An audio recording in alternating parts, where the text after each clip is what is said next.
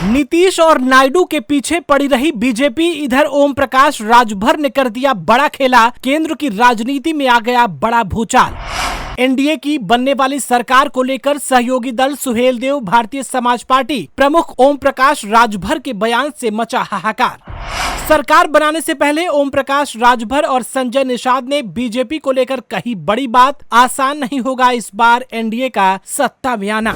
लोकसभा चुनाव के नतीजों से बीजेपी के नेतृत्व वाले एनडीए गठबंधन को बड़ा झटका लगा है। इस चुनाव के रिजल्ट आने के बाद अब एनडीए की बुधवार को दिल्ली में बैठक हुई। इस बैठक में बीजेपी ने सभी सहयोगी दलों को बुलाया, लेकिन अब सूत्रों की माने तो बीजेपी ने अपने 2 सहयोगी दलों से दूरी बना ली है और उन्हें बैठक के लिए नहीं बुलाया गया। दरअसल यूपी में बीजेपी के 4 मुख्य सहयोगी दल हैं और इस चुनाव में 2 सहयोगी दल अपनी सीटें हार गए हैं। घोसी लोकसभा सीट पर सुभाषपा को हार का सामना करना पड़ा है। इस सीट पर सुभाषपा के अरविंद राजभर को हार का सामना करना पड़ा। ये सीट गठबंधन के तहत बीजेपी ने सुभाषपा को दी थी। हालांकि निषाद पार्टी को बीजेपी ने एक भी सीट गठबंधन के तहत नहीं दी थी। निषाद पार्टी की ओर से प्रवीण निषाद को बीजेपी ने संत कबीर नगर से अपना उम्मीदवार बनाया था, लेकिन प्रवीण निषाद भी इस बार चुनाव हार गए हैं। वो पहले भी इस सीट से सांसद थे। ऐसे में सुभाषपा और निषाद पार्टी के पास एक भी सांसद नहीं होने के बाद अब एनडीए की बैठक में उन्हें नहीं बुलाया गया। सूत्रों की माने तो बुधवार को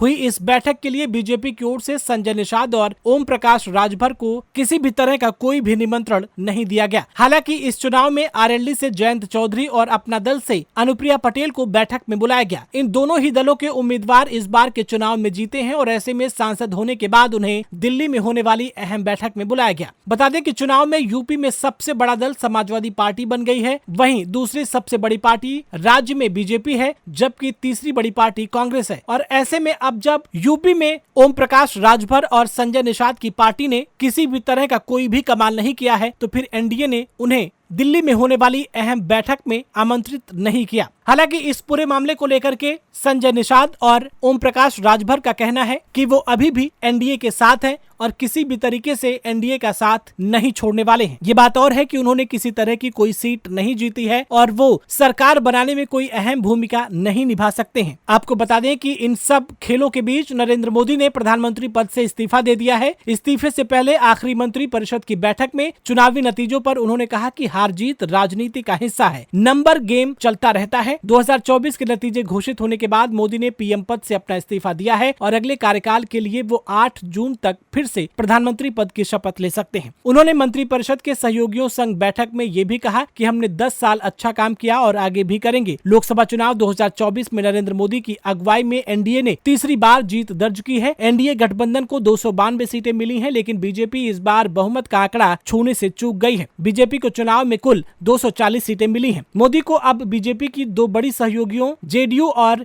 टीडीपी से समर्थन की उम्मीद है। जहां चुनाव में नीतीश कुमार की पार्टी जनता दल यूनाइटेड ने 12 सीटें जीती हैं, जबकि टीडीपी 16 सीटें जीतने में कामयाब रही है। देखना दिलचस्प होगा कि क्या एनडीए की सरकार बनने में और प्रधानमंत्री नरेंद्र मोदी को देश में तीसरी बार प्रधानमंत्री बनने को लेकर के ये दोनों दल एनडीए का साथ देंगी या फिर कहानी में कुछ और बड़ा खेल होगा। आपको क्या लगता है कमेंट बॉक्स में हमें जरूर बताएं। इस वीडियो में फिलहाल इतना ही।